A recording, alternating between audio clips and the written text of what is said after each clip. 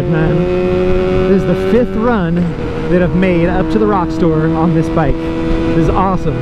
I'm totally loving this bike. I've put probably almost 700 miles on it now since I've gotten it fixed, and it is running good, man. Running strong and healthy, getting 50 miles to the gallon consistently, and dude, it's awesome, man. I love having this bike now. I haven't had to push it in a long time. It's totally cool. I actually pushed it down the street when I left my house this morning, just because it is so loud that I don't like to fire it up like right in front of my house. I like push it down the street so I piss off the people down the street instead of like my next door neighbors.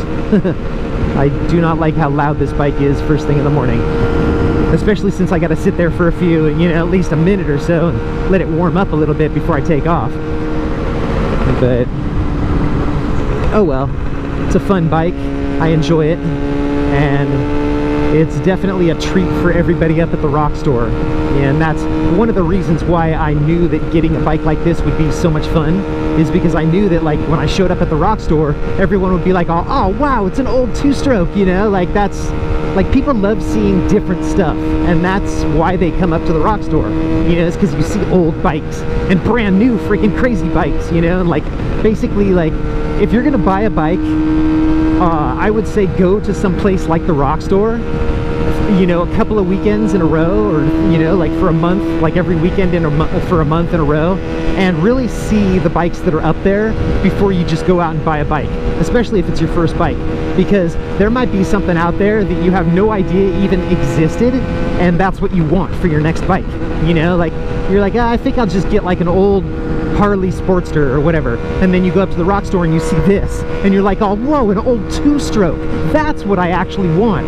Like it totally makes up your mind for you type of thing, lets you know what's out there. It's like 72 at my place, but it said that it was like 55 or 60 up here in the canyon. So I wore my thermal, and I think on the way home I'm probably gonna end up just like tying it around my waist so that I'm not sweating my butt off going through the valley here. But it is nice and cool right now. I like it when it's cold. That's one of the reasons I like riding when it's really freaking freezing, is because the bikes love it, dude. The bikes absolutely love the cold air. Not only like to keep themselves cool, but like a combustion standpoint, the cold air makes more power than the hot air. So you actually have a more powerful bike on a cold morning than you do in the middle of a hot day.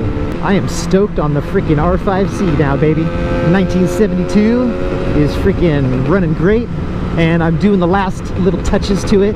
I ordered some tires for it, which it's funny because that's normally the first thing that I would do if I bought a used bike, is I'd get like a nice fresh set of tires.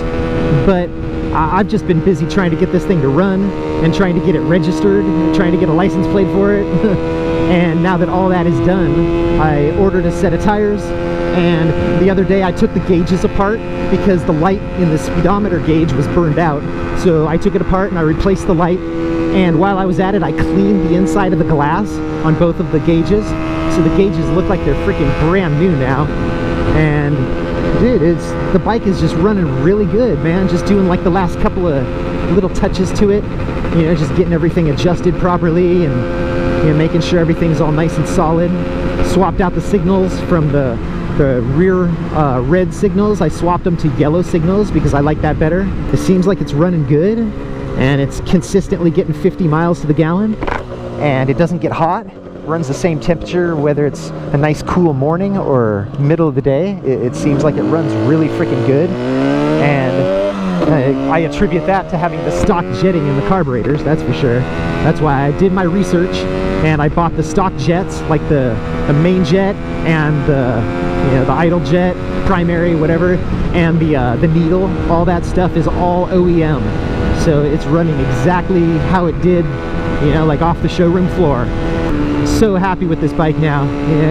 Like I said before, it was a shaky beginning. Like I actually had to push it home a couple of times because it took a crap on me a couple of different times.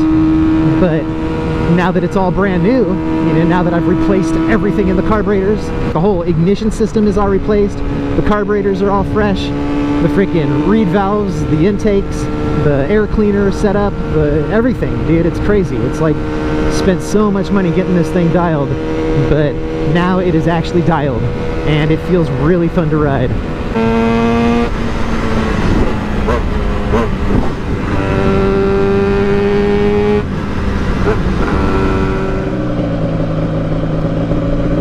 That was nice.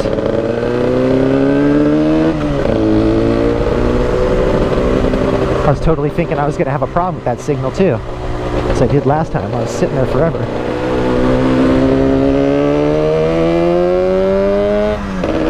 Alright, let's see what's cracking up at the rock store. Hopefully they're open today.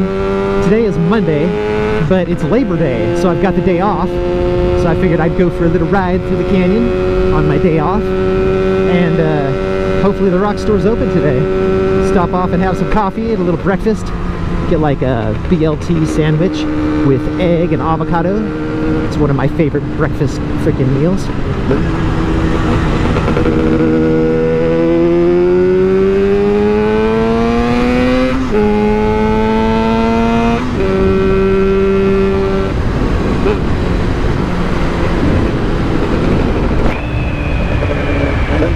Uh-oh.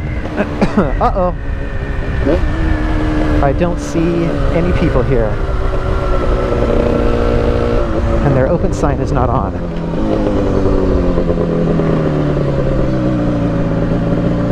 Oh, they are. Maybe they are open. Weird. I'm like the first person here, or what?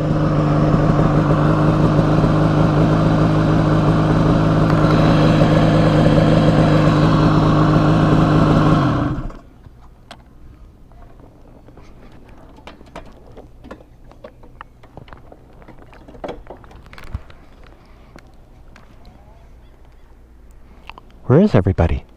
This is crazy. And I'm not early.